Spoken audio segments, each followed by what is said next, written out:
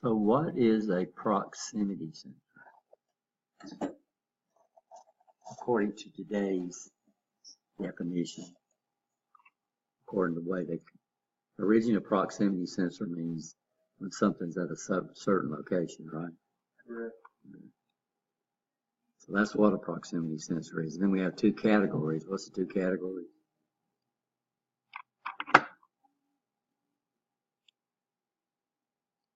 Another proximity sensor, I know detect if something at a certain height. Well, that would be at a certain place. So height and where it's at would be a proximity sensor. It could be a vertical proximity sensor, or it could be a horizontal spot, right? So something at a certain height could be considered a proximity sensor, right? But what a proximity sensor does, it does not sense position. It does not sense the exact location. It just indicates that it's at a certain spot, right? Now, technically, a limit switch is a proximity sensor, but we don't put it in that category because limit switch has its own name, right? Does that mean? Limit switch was basically the first proximity sensor that was out there, and they started calling it a limit switch, so it's got its own name. Most of our proximity sensors, though, are either going to be contact or non-contact, right? Yeah. And the ones we've looked at so far, of course, we looked at limit switches, we looked at, and then the light sensors, right? And what's the three types of light sensors we have? Proximity sensors. Photoelectric. They're all photoelectric. Oh, so is it the solar cell kind of one? Not the ones that we've talked about. Solar cell. So we talked about through the beam, retroreflective, and diffuse. So why I corrected y'all there, because it's retroreflective, means it reflects off has to reflect off a reflector, right? Then we have diffuse reflective, which it's a reflective, it's looking for a reflection, but diffuse reflective is looking for reflection off the device itself. So there's quite a bit of difference between retroreflective and diffuse reflective, right?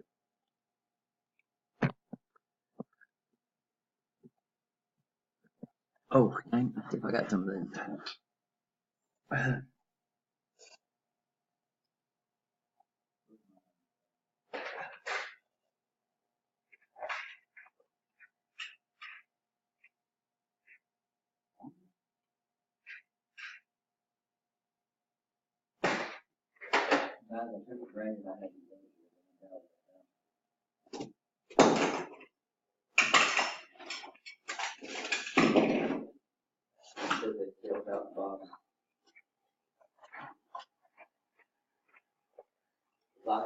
I have every one of these. I just might have to bring them over in this class and show them how to drop it.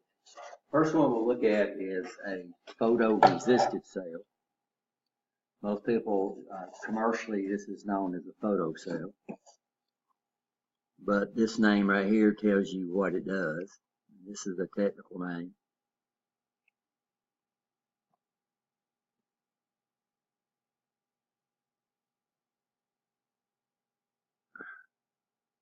So these are the ones that we usually come up with. There might be more to that. Photoresistive. So what do you think of photoresistive?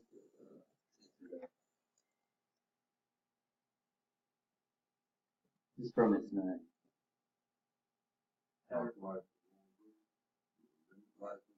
Photoresist. If I say it stops light from going through, I'd say that's an opaque material. This is a sensor. A sensor is not going to stop anything. A sensor is going to sense, right? You understand? And it can do one of three things electrically. What's it going to provide? What's it going to do for us? We've got three things in electricity it can do for us. Don't say power. Power is the result of the other ones, right? What's the three things that a sensor can provide? One of them starts with a V, one of them starts with a volts, currents, and resistance. Photoresistor. So what do you think this thing provides? Resistance relative to light. So it varies its resistance with what? With light. Now what would you think it would do? What would the resistance go up with light or go down with light?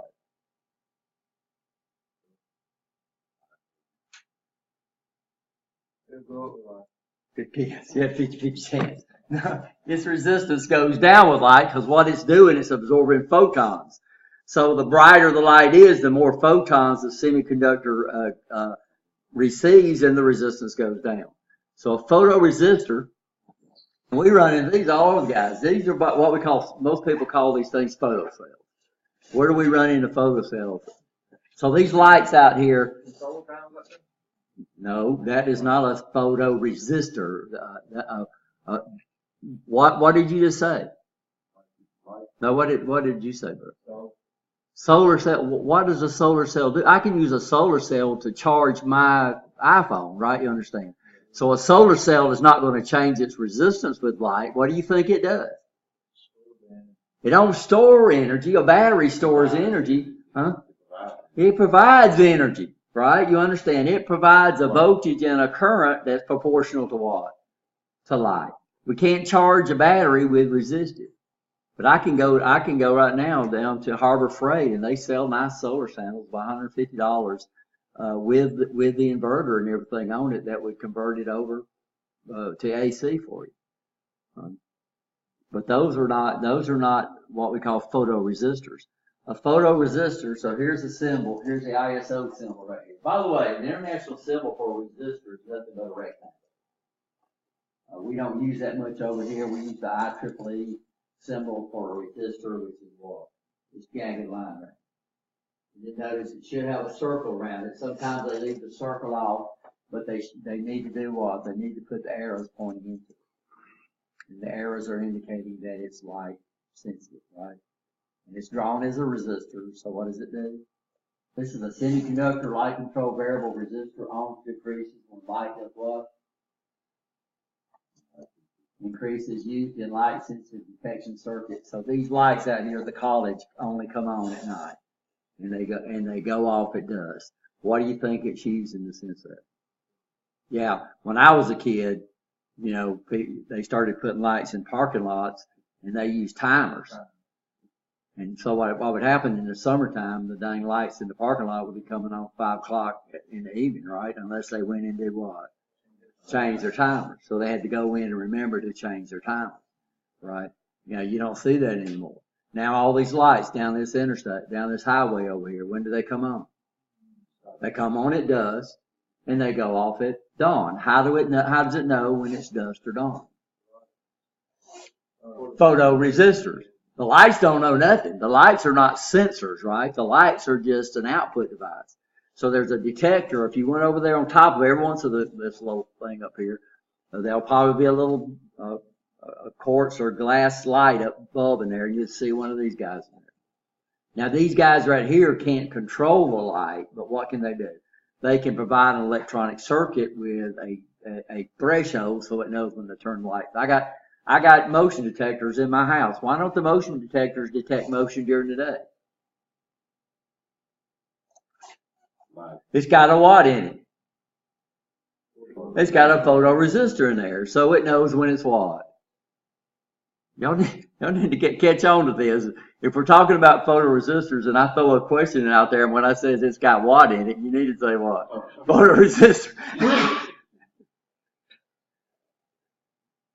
Used in light sensitive detection devices, used in light and dark activity switching circuits. So my motion detectors around my house don't come on at night. During the day. Because it's got two things. It's got a motion detector, but it's also activated by what? By the photoresistor. Yeah. And we got plenty of these guys, and I'm sorry I don't have one over. So what we'll do, when I bring them over, is we'll hook them up, and we'll just let you, I'll cover them up in my hand, take them off, and watch the watt change. We'll watch the resistance change. Photoresistors. Everybody okay? We have what we call a photodiode. Now diodes, see, I don't know what a diode does for us. Some of y'all have had the class. Here's the symbol. Well, not a valve. It's like what these people know as a check valve. What does a check valve do? Only lets fluid flow in one direction. It blocks it in another direction. So the diode is an electrical check valve. It only lets current flow in one direction. So the way it works, we have to point the positive toward here, and we have to point the negative toward here, then the valve lets current flow through. If you swap this around, then the valve blocks it. So we use this is the main thing that turns AC into DC. So which one is it? By the way, these have names, so y'all need to know the names. And the names came up from tubes, by the way.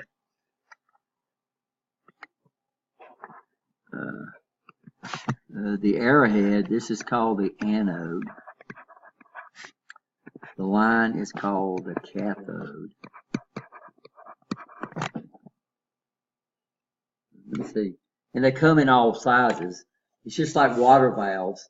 The more flow that the valve has got to control, the bigger it's got to be. So that's also true with diodes. So real low current diodes that has to control low current, they're going to be little tiny things, right? You get a diode that's got to control a couple hundred amps, and so they're going to be what? They're going to be big because they're valves, right? But they're not. They do the same thing that in fluid control that we call a check valve. That's exactly what they do. With that symbol right there, which way would current go? Current is going to flow in where I still have the arrow. Is going to flow in this direction right here, away from the arrow. Now the problem we have, guys, is that when they first started developing solid state, they still thought that the current flow was from positive to negative because they considered positive to be the higher potential. But they didn't understand that the negative could be just a higher potential than the positive. So this is before they realized that what was flowing in the circuit was electrons. So all of our solid state symbols are drawn backwards, but we're not going to change them now. Why? Because they're industry standard. So when you see these arrows on these solid state symbols like this, this means current electrons are flowing in the opposite direction of the arrow. So what would that mean? Well, that means we would have to come over here and put the negative on this side, and we would have to make this either less negative, and you can't say it has to be positive, it's just got to be less negative, right? You understand? That gets a lot of people in problems too on these things. So current flows in this direction. So if I come over and swap this polarity, if I put the plus on that side and the minus on that side, then this guy blocks the current. So I can take AC like this, and then I could run it. So here's my diode, and I can run AC on this side, and what I would get over here is I'd get this. Oh, sorry.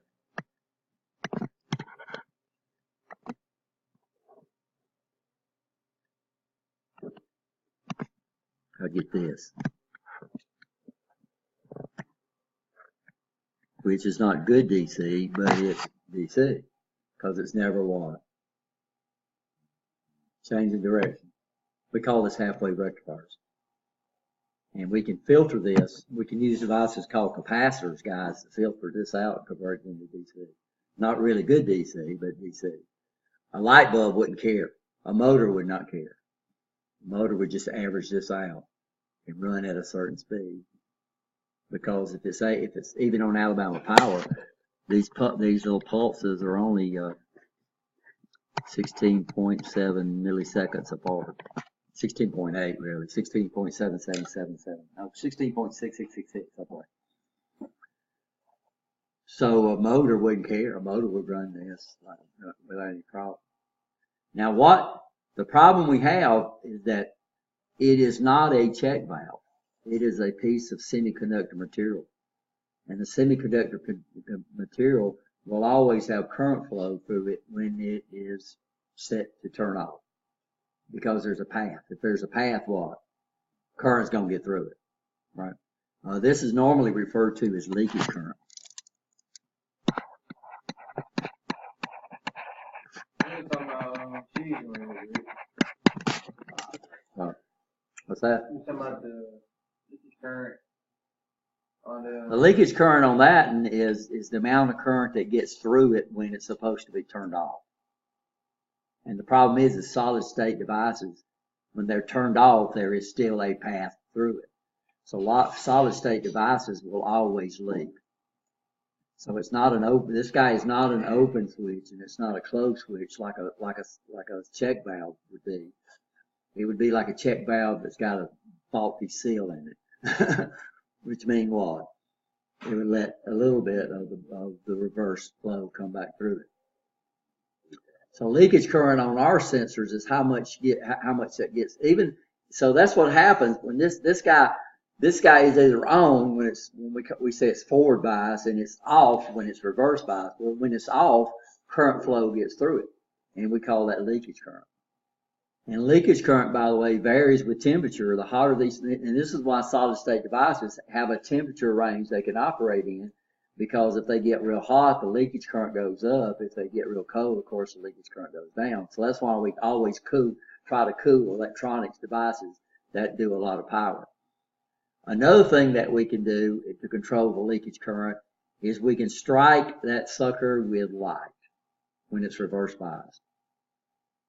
And if you can strike that semiconductor with current when it's reverse bias, it operates kind of like a photo resistor in that its resistance will go down. But this guy has to be powered up. A photoresistor is going to have to be powered up to make sense out of the resistance. This guy's got to be powered up to work. So what we would do is we would come in here, and this would be my plus DC. And then my photoresistor would be my photodiode would be put right here. And then we could do several things. And by the way, a photodiode would be the symbol of a diode, but we draw the arrows and we draw it pointing in. This would be a photoresistor. So technically, this guy varies its resistance with light. Because that's what you're doing. The leakage current goes up, which means its resistance has to be going what? Down. So if this is what the advantage of a photodiode over a photoresistor is, it's faster. Photodiode faster? Yeah, it's a lot faster. Photoresistors take a little while to vary their resistance. So you start putting light on them, they don't change instantly. Now they work real good for sunlight, because sunlight does not vary fast, right? You understand? It does not go from light to day, from day to night, just like that.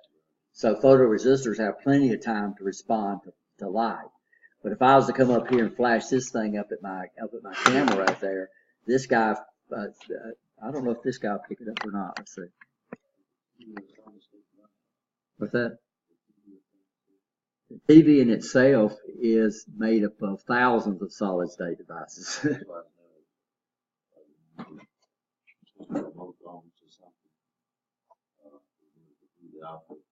Yeah, it's never off, because if it did, you'd lose all your chance. So very, very seldom does our electronic devices actually turn off anymore, because we want to store so much stuff in them and we want to remember stuff. So if they wasn't powered up all the time, it's like when your cable box, when power fails, what has to happen? It's got to reload itself, right? So it comes online and it sends something down the cable saying, hey, I need all this stuff. And then it'll come up there and do what? Then it'll download that stuff. Takes a long time, right? But if we want something to respond to light real fast, and I'm going to see if this camera right here will pick it up. I'll try to point it away from my projector so I don't do anything. We'll fit this camera. A lot of cameras can pick it up because they they adjust their light. You can't see. Let's see if this camera picks this up.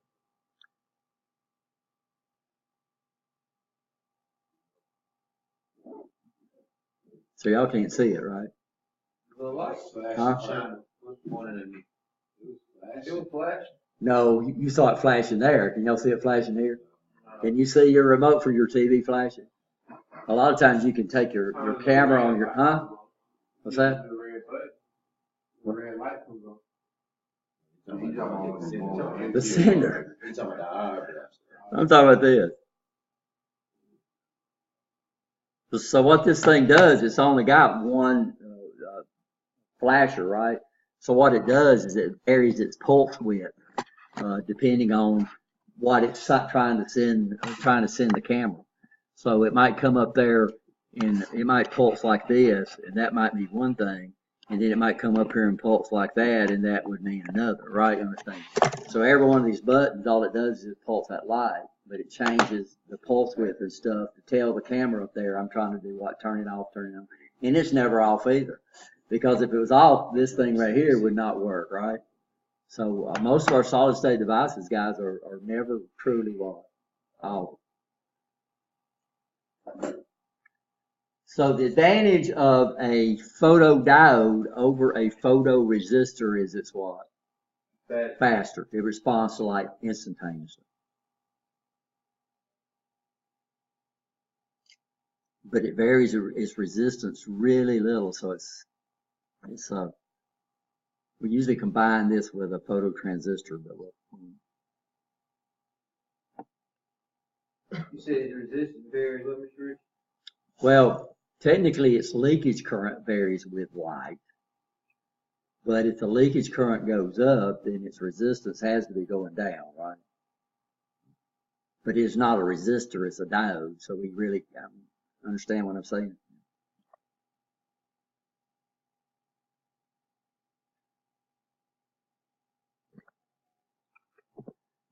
Then we have something called a phototransistor.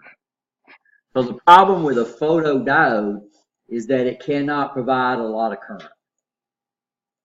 So its resistance never goes down really low. So we have these things called photodiodes.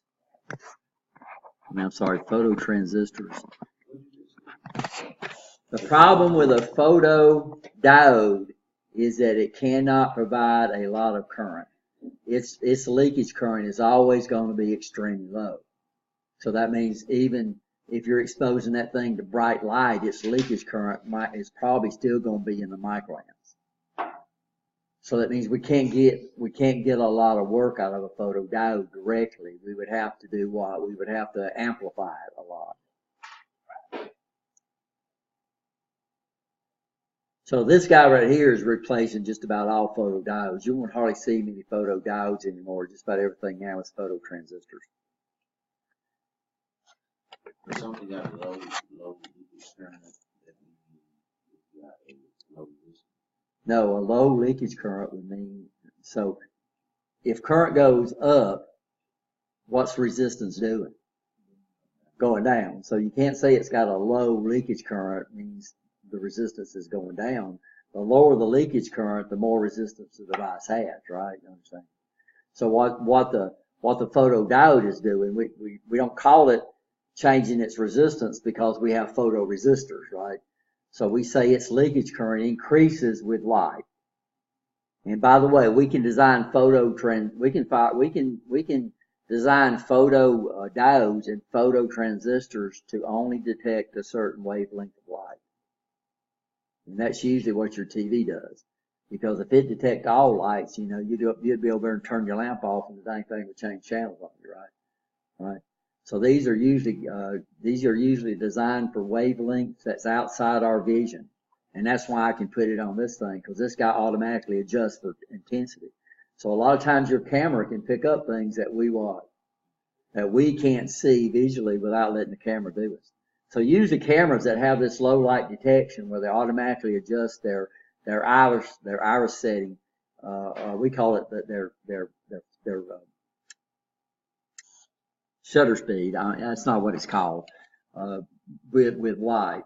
So used to, if you took movies, you had to have My father-in-law used to be an 8mm nut, and he had these big old lights that he would have to put on his camera to take pictures in even dim lights. You know, he did okay outside in the summertime in Alabama. We don't hardly do that anymore because what happens is it adjusts the iris like our eyes do. So our eyes automatically adjust our iris to do what? Yeah, so what happens on this guy is that when this light is flashing in a dim light, it opens up and it can pick up these lights that we can't see. You know? So a lot of times your phone can pick that up. So this is exactly what your remote control for your TV is doing. But you can't, and that's why when people get in front of you, it acts like a through the beam, right? just like a through the beam. So you say, get out of the way, I can't change the channel. Now, photo transistor, what it can do is, this is a nice big valve. And so what this valve does is it either we usually use this as a switch. It'll turn on when it sees light and it'll let a lot of current flow through the thing, or it turns off. And this is really, really fast, and we can get a lot of current out of these things. Huh? This is a symbol for a photo transistor. And it's two types that we'll run into. This is called, and you can look at the arrow. See the arrow pointing there? Is it pointing toward, is it pointing in or pointing out? Is the arrow pointing in or pointing out? So this is a NPN transistor. And then we have this other photo transistor right here. And what would you think this would be called? Now this would be called a PNP.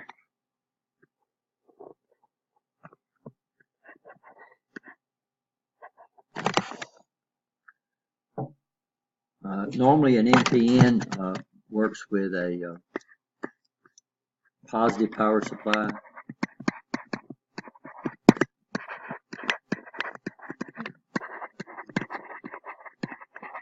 And a PNP works with a negative power supply. So in this business, you'll see a heck of a lot more NPNs than PNPs. In fact, I don't think I've ever saw a PNP photo transistor. But I'm sure you could get them, and I'm sure you'll run into them out there. So it's a 3-lead device. This lead, sometimes they don't bring out this lead. This is the control lead. So the control lead, what it does, it uses an extremely small, relatively smaller current to control a lot of current between the other two leads. Sometimes they don't bring that out. It's controlled strictly by light. So you might see a 2-lead photo transistor, or they might bring the 3rd lead out. And what that does, that gives us a lot more control of setting like a threshold. When does it switch on and when does it switch off? So that gives us a lot of ability. The leads, by the way, this is called the base. This is called the emitter. And the 3rd lead is called the collector. So those two arrows in the top left corner. That means this. That means you know it's a photo transistor instead of a regular transistor. Okay. So you can see these guys are going to have a lens on them that allows the watt to get into them, the light.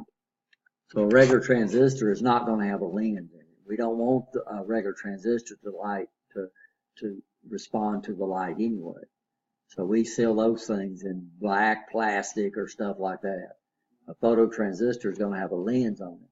So we can expose this, let the light get into the control lead and control the current. But these guys can provide a pretty good deal of current, so we could get work out of these things. A photodiode, they couldn't do almost anything. We'd have on a photodiode, we would have to go through other solid state circuits to get work out of that thing. So I'd almost bet this guy up here don't have a photodiode. I bet it's got a photo transistor. And your TV probably has a what? Photo transistor. Any new equipment's going to use a photo transistor instead of a photodiode. Photodiodes are even getting a little harder to find because they're not made as much because the photo transistor is dominating the solid state light sensor market. So what advantage does a photoresistor have over a phototransistor or photodiode? Why are they used probably more than the two? How many street lights do we think we have out there that come on in dust and go off it? A lot. There you go. Dr. Jackson, it's a lot cheaper. So anything that don't need to respond extremely fast, then a photoresistor will be used. Anything that needs to respond extremely fast, we'll use a phototransistor. Like most cell phones now, it automatically adjusts your what? Your flash, depending on light. And it does it in a what? It does it in a heartbeat. So the length of your flash. So what it's doing is it's flying out there, reflecting off an object like a diffuse sensor, and how much light it gets back, it either lets the flash stay on longer or it cuts it off sooner. So it's pretty neat, man. You ever notice that? The flash flashes different lengths. Either don't flash at all, or when it does flash, it's either real quick or longer duration. Yeah, hold it just a little while when you're in a darker situation.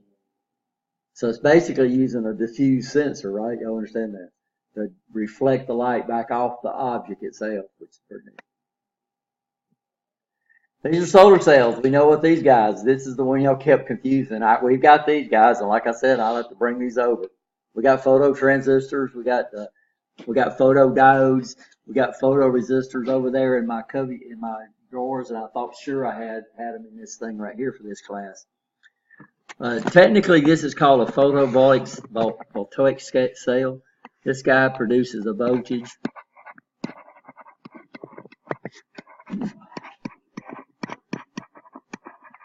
And current, by the way.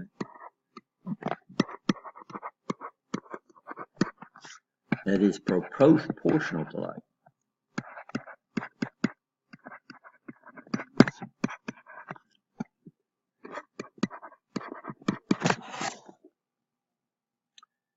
So what's nice about these things, so a photoresistor, we have to apply power to that thing, right? Because changing resistance means nothing unless we can get a voltage or a current out of the thing. A photodiode requires power. It's got to be powered up. A phototransistor's got to be powered up, right? You understand? This guy does what? You don't have to be powered up. It provides what? Power. And it's just like batteries, guys. You can wire, if we wire batteries in parallel, what are we increasing? Parallel voltage is constant in a parallel circuit, right? You understand? So if we wire batteries in parallel, what are we increasing? Current, yeah. So if you got two 100 milliamp batteries, you put them in parallel, you got 200 milliamps to work with, right? You understand? If we hook them in series, what do we do? We increase the what? Voltage. Yeah, so if I got two 1.5 volt batteries and I hook them up in series, then I get 3 volts out of it. Right? You understand? So we do the same thing with solar cells. What advantage does high voltage have over low voltage? Less current to produce the power, right? You understand? Right? So what you'll see on these solar cells, just like your car battery has cells in it. How many cells does car batteries have? 6 cells. Lead acid batteries produce how much voltage per cell? 2 volts per cell. 12 volt battery, 2 volts per cell. But if you look at them, it's got all them plates in there. And how do you think those plates are wired, in series or parallel? Well, no, it's 2 volts per cell, period. 2 volts per cell on lead acid. 2 volts per cell. Right? So how do you think they're wired, all those plates? They're wired in parallel because we need to get a lot out of that water. I get a lot of current out of that battery. Yeah. So all those plates are wired in parallel. If you look at them and see how they're soldered together, you'll see they're connected in parallel. So they're connected on the top and the bottom, parallel. So yeah, lead acid is 2 volts per cell. So that's the way you can check your battery valves. By the way, about what voltage should be across your battery when your engine's running?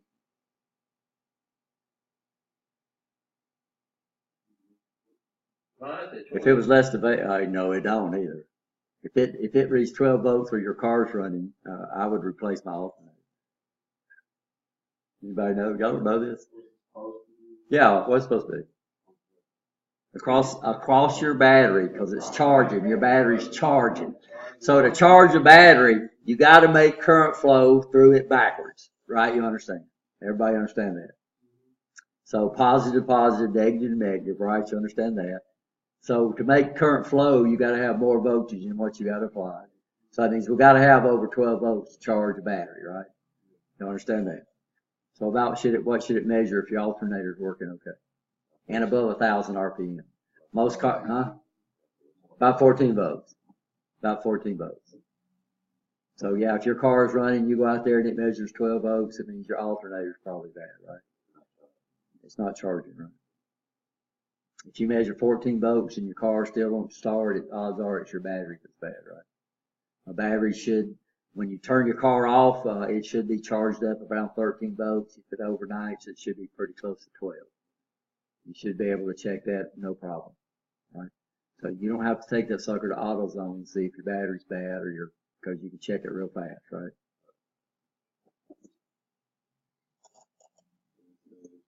Huh?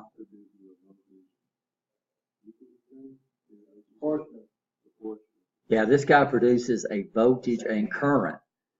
So it depends on how much you load them. Usually they're rated as in watts, so they're rated at a voltage and a current. They're not regulated, guys. So if you try to get too much current on it, the voltage is going to drop down, right, due to the internal resistance of the semiconductor. If you don't load them, then you'll get more voltage out than what they're rated. But what you can do with these cells is you can hook them in parallel to increase your current, and you can hook them up in series to increase your voltage, right? And that's what solar panels do. So solar panels have some of them wired in series and some of them wired in parallel to get the voltage up high enough to do something with it, right? So if you're going to charge a car battery out of a solar cell, you'd have to get about 14 volts out of it. Add enough current to charge it, right? Or limit the current going to your battery. So we can use these things to sense, and they're very, very accurate too. Really neat.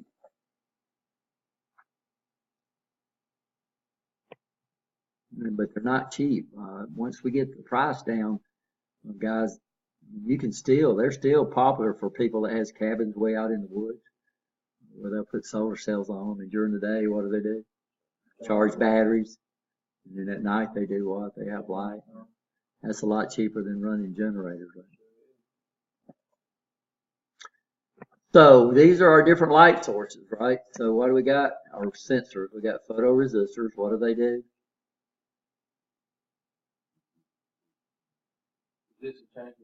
The resistance changes with light, right?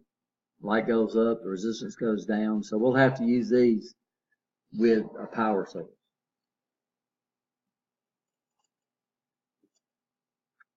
And then we have photodiodes. What do these guys do? Their leakage current varies with light. These guys have to be put into the circuit, what we call reverse bias, which means you have to point the cathode toward the positive and you have to point the anode toward the negative. And why is that important? Because if you ever have to replace one of these things and if you put it in there backwards, it's not going to work.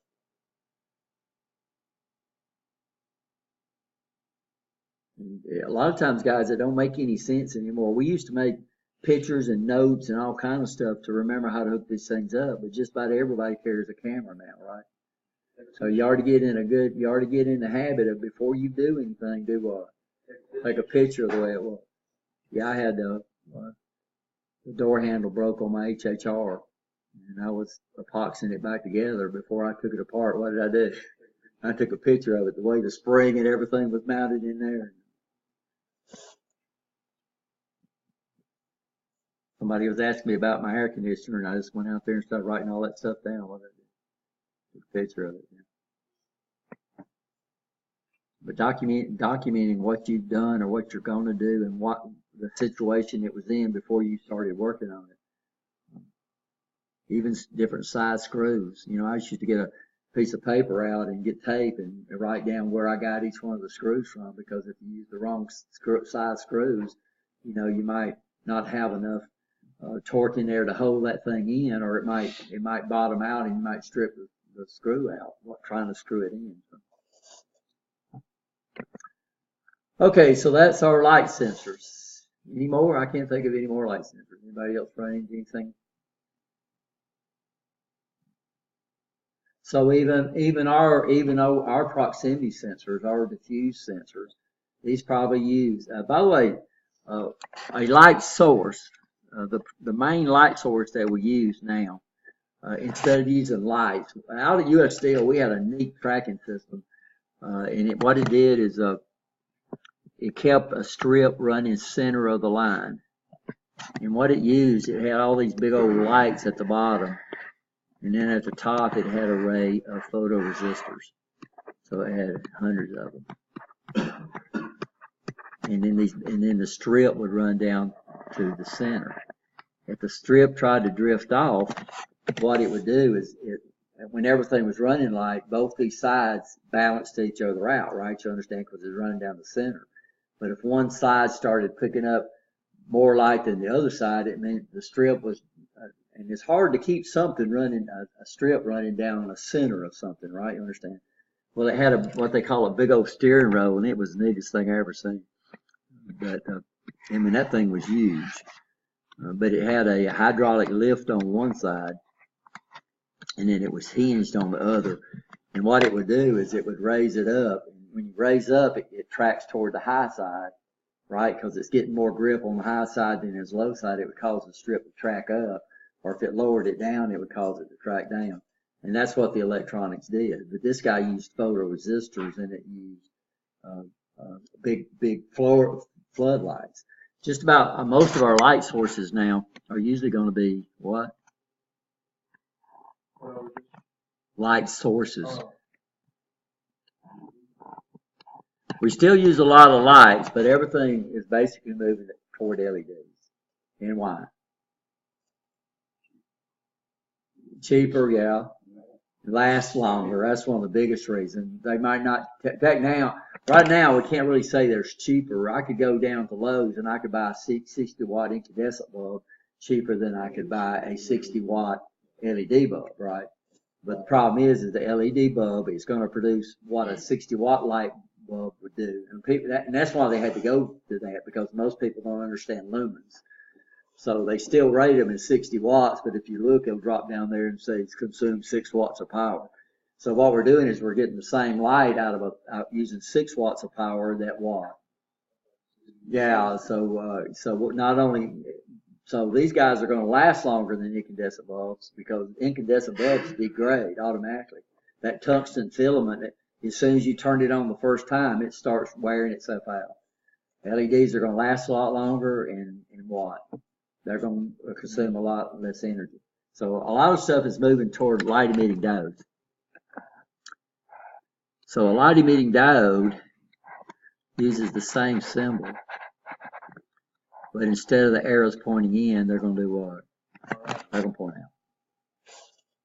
And we're not going to explain how these things work. It works they're really neat the way they work. And plus, we can get these in all different types of colors now. Originally, when they first came out, they was able to make them green, they was able to make them red, and they was able to make them white. I mean, they was able to make them. That was it. We had red, yellow. They was able to make them yellow. And the problem is, to get white, what color did we need? What other color did we need to get white? You can't make white out of can't make white out of black. What's the 3 primary colors that our eyes see? Red, green. So they could do red, they couldn't do green, but they couldn't do what? Blue. It took them a long time to get the things to put out a wavelength in the blue. In fact, the guy that did it, I wish I remembered his name. He won the Nobel Peace Prize, Nobel Prize for Physics, because he introduced the blue LED. He invented the blue LED. So now we got red, green, and blue. So what can we make now? We can make white. White's the big thing, right? White. Now we got these high intensity white LEDs now. They're going to start replacing the lights in cars. They're already starting replacing street lights, and all kinds of stuff, high intensity things. So these guys are neat. So this is basically what our photo sensors, our photo electric sensors are made out of. They're made out of LEDs, right? And sometimes you can see them, sometimes you can't, because now we can produce any wavelength, right? You understand? So now we can do ultraviolet. We don't do very much ultraviolet. Why? It's harmful. It's harmful to us. Yeah. They do a heck of a lot of infrared though, and the problem is we can't see infrared, right? So you'll see a lot. So just because you don't see the light, don't mean it's not there. It's just like your remote, right? If you point that sucker at your eyes, you can't see it flashing because it's infrared, right? And then, of course, the real popular color is red. And what's nice about red, it's a short wave. I mean, it's a long wavelength light, which is not bad on our eyes and stuff like that. And also, it's visible.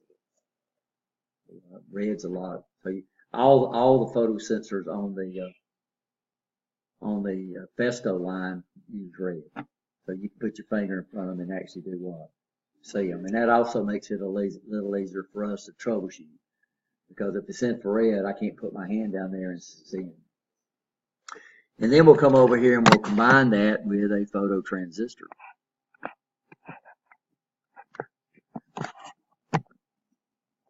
And we can use these as through the beam. We can use them as retroreflective, and a lot of times they'll put this in the same head, and then we'll in the same sensor, and then we'll decide what type it is depending on what head we put on the sensor. So before we have a light sensor, we got to have a light source, right? You understand that? Yes or no? Are we okay?